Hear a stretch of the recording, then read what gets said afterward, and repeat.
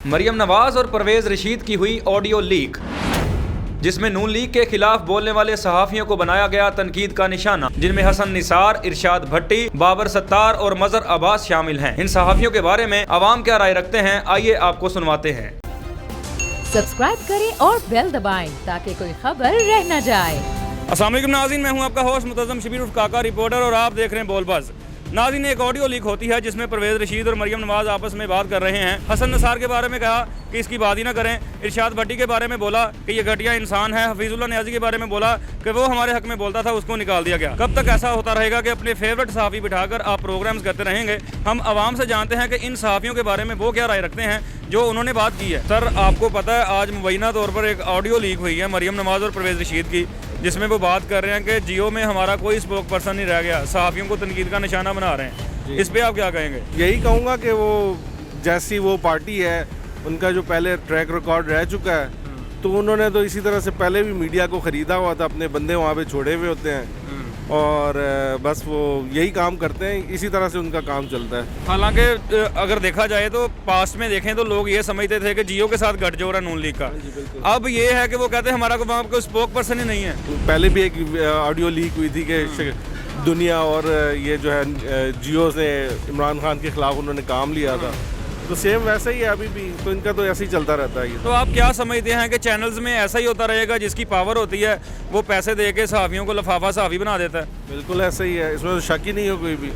ये तो चलता ही ऐसा है, जो ताकतवर है वो मीडिया को अपने हाथ में रखता है और फिर अपनी सियासत चलाता है। तो फिर इश्यूज़ कौन हाईलाइट करेगा? ये सहाफ़ी होते हैं जो इशू हाईलाइट्स करते हैं। बस अब तो ये है कि जिसका अपना कोई ज़मीर है तो वही कर सकता है, वरना मीडिया में तो आपको पता है सारे के सारे ही ऐसे ही चलता है, वहाँ पे काम के सारे बिके हुए होते हैं, लिफाफे सहाफ़ी होते हैं। सर, जो ऑडियो लीक हुई है आज, उस पर आप क्या कहेंगे? इसके बारे में तो मेरे हिसाब में तो सबको अपनी अपनी जिम्मेदारी पूरी निभानी चाहिए, अच्छी तरह पॉलिटिशियंस को भी और सहाफ़ियों को भी, क्योंकि ये आवाम के लिए ना वो कुछ कर रहे हैं ना ये कुछ कर रहे हैं, या तो ये हर कोई अपने मुफाद के लिए सारा कुछ कर रहा है, जो कि गलत है और ये हमेशा से होता रहा। अब इसको ख़त्म होना चाहिए। नहीं, कब तक ऐसा रहेगा कि आप अपनी पसंदीदा सहाफ़ी जो न्यूज़ चैनल्स में बिठा के अपनी करप्शन को, अपनी कारकर्दगी को छुपाते रहेंगे? कोई भी हो जी, उसको तो फैसला तो आवाम ने करना है, लेकिन फिर भी आवाम के लिए कुछ करे। अपनी अपनी मर्जी की खबरें लगवाने से तो वो अच्छाई नहीं आने लगी। बिल्कुल, कोई कोई अच्छाई आएगी तो उसी वक्त वो अच्छा काम होगा तो अच्छाई आएगी। जो खिलाफ बोलने लग जाता है उसे कहते हैं ये बिक गया है, ठीक है। जो हक में बोलता है उसको भी लिफाफा कहते हैं। तो शफाफियत किधर है? बात यह है कि शफाफियत तो हर एक अपने ज़मीर के हिसाब से है। जिसका ज़मीर मुतमईन है, अगर उसको लिफाफा लेके तो वो लिफाफा है, और अगर वो समझ रहा है मैं सही काम कर रहा हूँ किसी कौम के लिए या किसी इदारे के लिए, तो उसको उस हिसाब से ही काम करना चाहिए जो उसका ज़मीर कहता है। अगर हम माजी में देखें तो ये समझा जाता था कि जियो जो है वो नून लीग का चैनल है। ये ट्रेंड दे दिया गया, ये तासुर दे दिया गया था पीटीआई की तरफ से कि जियो के साथ नून लीग का गठजोड़ है। मगर अब क्या वजह बन गई है कि वो कह रहे हैं कि हमारा कोई स्पोक पर्सन जियो में मौजूद नहीं है? सर, स्पोक्स पर्सन का तो आई डोंट नो क्यों उनका है नहीं है, लेकिन देखिए जब भी कोई मुल्क पे आफत आती है जी तो उसको हर चैनल को कवर करना पड़ता है। क्यों?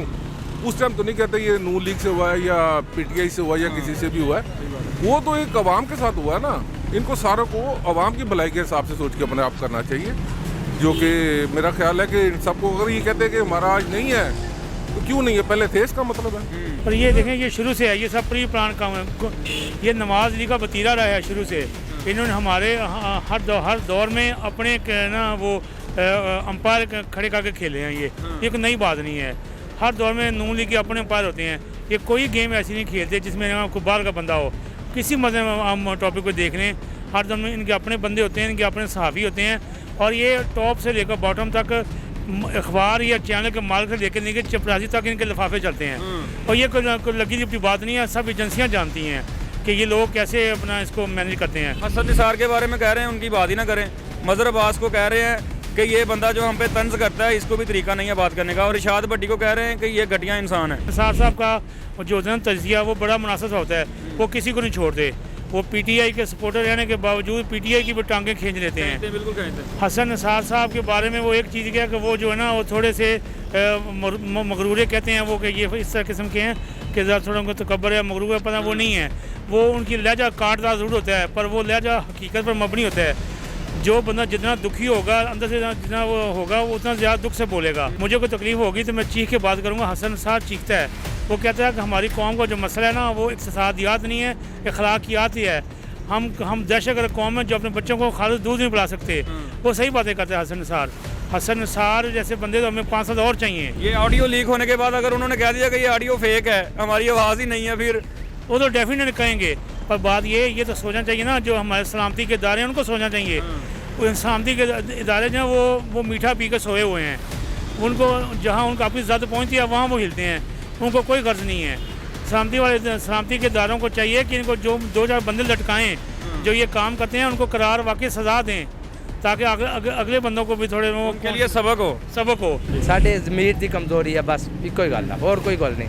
ਸਾਡੇ ਆਪਣੇ ਜ਼ਮੀਰ ਕਮਜ਼ੋਰ ਨੇ, ਅਸੀਂ ਦੂਸਰਿਆਂ ਨੂੰ ਕਮਜ਼ੋਰ ਸਮਝਦੇ ਹਾਂ। ਅਸੀਂ ਮੁਜਾਹਿਦ ਹੋਈਏ, ਅਸੀਂ ਮੁਤਹਿਦ ਹੋਈਏ, ਸਾਨੂੰ ਕੌਣ ਗੱਲਾਂ ਕਰੇ। ਇਹ ਲਿਫਾਫਾ ਸਹਾਫਤ ਕਦੋਂ ਖਤਮ ਹੋਏਗੀ? ਇਹ ਤਾਂ ਹੋਣੀ ਨਹੀਂ, ਇਹ ਤਾਂ ਨਹੀਂ ਹੋਣੀ, ਇਹ ਤਾਂ ਚੱਲਦਾ ਰਹਿਣਾ ਦੌਰ ਹਰ ਦਫਾ। ਤੇ ਫਿਰ ਕਿੱਦਾਂ ਚੇਂਜ ਆਏਗੀ? ਕੋਈ ਚੀਜ਼ਾਂ ਇਦਾਂ ਹੀ ਚੱਲਣਗੀਆਂ? ਇਦਾਂ ਸਿਸਟਮ ਚੱਲੇਗਾ ਕਿ ਅੱਲਾਹ ਤਾਲਾ ਉੱਤੋਂ ਕੋ ਵਲੀ ਭੇਜੇ, ਜਿੱਦਾਂ ਈਰਾਨ 'ਚ ਖੁਮੀਨੀ ਭੇਜਿਆ ਸੀਗਾ ਤੇ ਬੰਦੇ ਦਾ ਪੁੱਤਰ ਬਣ ਗਿਆ ਈਰਾਨ, ਤੇ ਤਾਂ ਹੀ ਇਹਨਾਂ ਨੇ ਬੰਦੇ ਦਾ ਪੁੱਤਰ ਬਣਨਾ। ਕੋ ਅੱਲਾਹ ਤਾਲਾ ਐਸਾ ਵਲੀ ਭੇਜੇ। ਠੀਕ ਹੈ, ਬਹੁਤ ਸ਼ੁਕਰੀਆ।